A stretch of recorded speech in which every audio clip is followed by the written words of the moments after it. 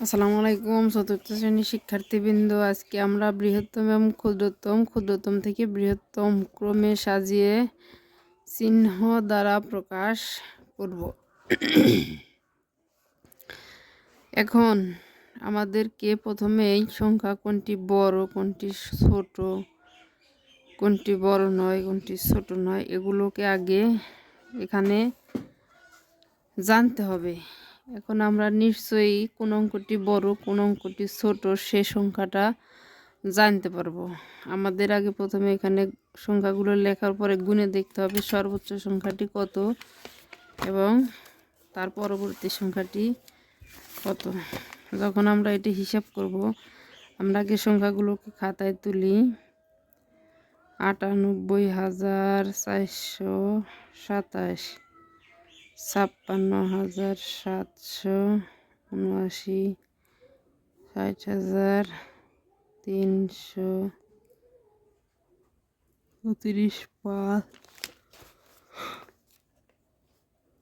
৭, ৯, ১৩, ১৫, ৬, ৭, ৫, ০, ২, ৮, ৩,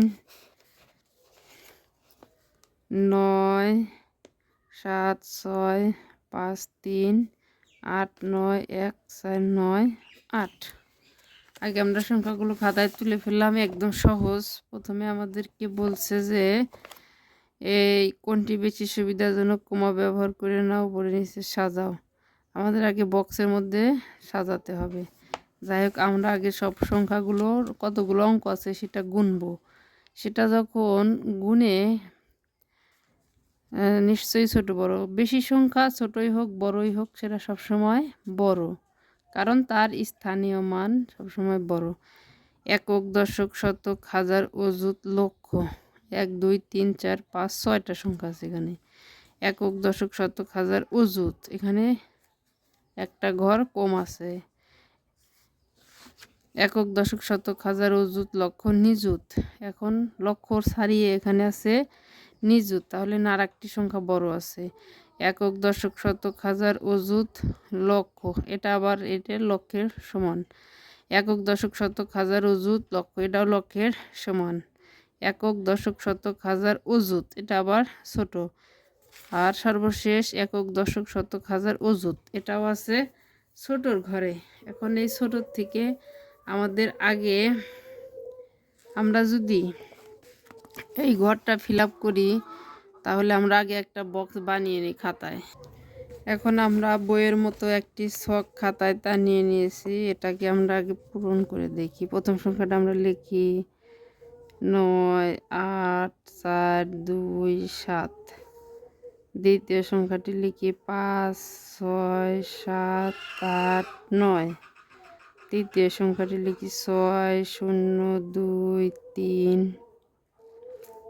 এখানে ৩, এখানে ২, ৪, ৫, ৭, ৯, ১, ৩, ৪, ৫, ৬, ৭, ৫, ০, ২, ৮, ৩, ৯, ৭, ৬, ৫, ৩, ৮, ৯, ১, ৪, ৯, ৮। এখানে অলরেডি কিন্তু আমরা সবচাইতে বড় অঙ্ক পেয়ে গিয়েছি। তাহলে আমরা আগে ক্ষুদ্রতম থেকে বৃহত্তম সাজিয়ে নেব। আমাদের চেয়েছে কি ক্ষুদ্রতম থেকে বৃহত্তম। আমরা এখানে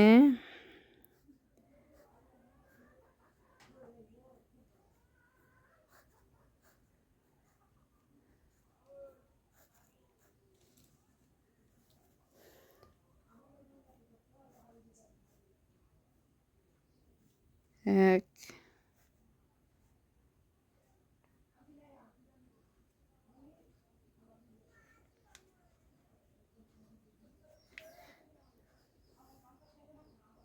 ১, ২, ৩, ৪, ১, ২, ৩, ৪, ৫, ৬, ৭, ১, ২, ৩, ৪, ৫, ৬।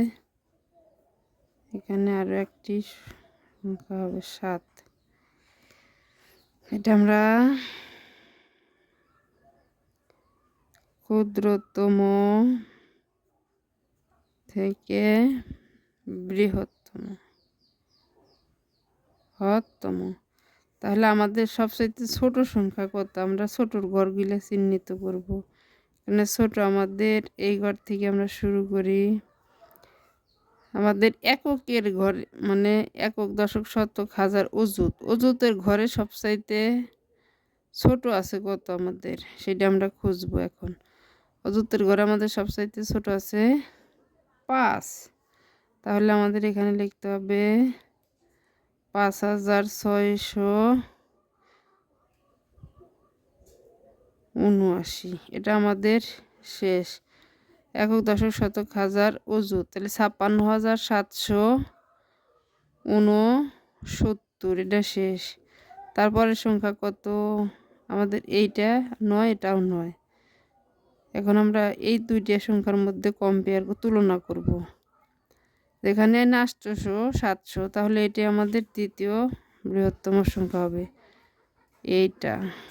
তাহলে 97,653। এটা আমাদের শেষ।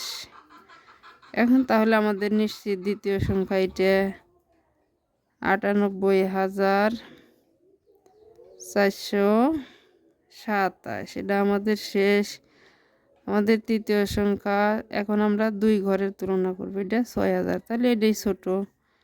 60, 32, 45।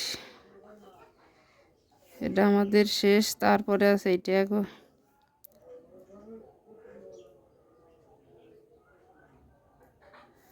7,9,1,3,4,5। এখন এটা আমাদের শেষ। সর্বশেষ আছে আমাদের 8,000। 8,000,1,98। সর্বশেষ বড় আমাদের তো এটা এমনি বড় 6,000,7,5,0,2,8,3। এখন আমাদের এই সংখ্যাটা যখন সাজানো হয়ে যাবে, এই সংখ্যাটা বৃহত্তম থেকে ক্ষুদ্রতম একদম সহজভাবে আমরা সাজাবো। বৃহত্তর থেকে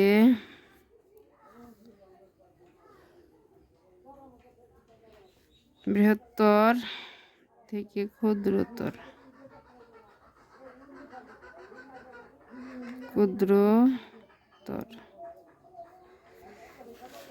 এখন বড় সংখ্যাটি আমরা প্রথমে লিখলে আমাদের সংখ্যা হয়ে যাবে। আমি এর আগের ভিডিওতে বলেছিলাম যে ইলিশ মাছের পেটের একটা কাঁটা থাকে, সেই কাঁটার ভিতরে যদি আমরা রাখি, একটা জিনিস কি মনে পড়ছে সবার? যারা আমার ভিডিওটি দেখছেন, বলছিলাম যে কাঁটা এই দিকেই থাক আর ওই দিকেই থাক। কাঁটার পেটের ভিতরে থাকবে সব সময় বড় সংখ্যা। এটা যখন আমরা মনে রাখতে পারবো, আমাদের আর কখনো এই সংখ্যাগুলো লিখতে ভুল হবে না। সর্ববৃহৎ, ক্ষুদ্র, বৃহত্তম, সর্বোচ্চ, বড় আমাদের এই যে একক, দশক, শতক, হাজার, অযুত, লক্ষ, নিযুত। 67,000 না 67 লক্ষ। একক, দশক, শতক, হাজার, অযুত 50,000। তাহলে 67,50,283। তারপরে আমাদের এটাকে শুধু আমরা উল্টিয়ে সাজিয়ে দিলেই আমাদের সংখ্যাগুলো হয়ে যাবে।